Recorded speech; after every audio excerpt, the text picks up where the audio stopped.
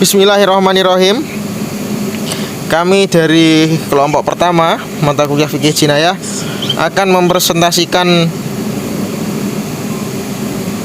materi berupa PowerPoint yang berjudul Jarimah Zina. Yang pertama adalah pengertian dan hukum zina. Pengertian dan hukum zina. Ibnu Rusyid mendefinisikan zina sebagai persetubuhan yang dilakukan bukan karena nikah yang sah atau semu nikah dan bukan karena pemilikan hamba sahaya. Menurut Al-Jazuli dengan mengutip ulama Malikiyah, zina adalah muwatu'inya laki-laki mukallaf terhadap farj wanita yang bukan miliknya dan dilakukan dengan sengaja. Adapun ulama Syafi'iyah, zina adalah memasukkan zakar ke dalam farj yang haram dengan tidak syubhat dan secara naluriah memuaskan hawa nafsu.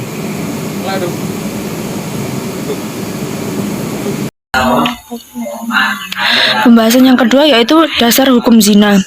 Dasar hukum zina yaitu terdapat dalam Quran surah Al-Mu'minun ayat 5-7 yang berbunyi, A'udzubillahi minasyaitonirrajim, Bismillahirrahmanirrahim. Walladzina hum li furujihim hafidun illa ala azwajihim aw ma malakat aymanuhum fa innahum ghairu malumin famani batagha wara'a dzalika faulaika humul adun.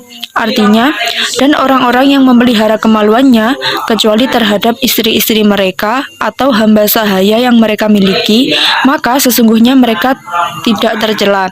Tetapi barang siapa mencari di balik itu, yaitu zina dan sebagainya, maka mereka itulah orang-orang yang melampaui batas. Dasar hukumnya juga terdapat dalam Quran surah Al-Isra ayat 32 yang berbunyi, wala taqrabuz zina innahu kana fahisyatan wa sa'a sabila. Artinya, dan janganlah kamu mendekati zina. Zina itu sungguh sesuatu perbuatan yang keji dan suatu jalan yang buruk. Selanjutnya ada sanksi zina. Yang pertama, sanksi hukum bagi wanita atau laki-laki yang belum menikah itu hukumannya cambuk 100 kali. Yang kedua, dalam pelaksanaan cambuk tidak ada belas kasihan kepada pelaku zina serta eksekusinya disaksikan oleh sekumpulan dari orang-orang yang beriman.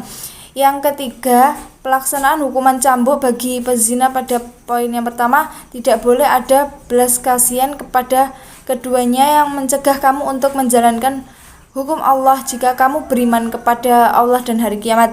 Yang keempat, sanksi hukum bagi wanita atau dan laki-laki yang berstatus janda atau duda adalah rajam atau ditanam sampai leher kemudian dilempari batu sampai meninggal. Dalam pelaksanaan hukuman rajam tidak ada belas kasihan kepada pelaku zina serta eksekusinya disaksikan oleh sekumpulan dari orang-orang yang beriman.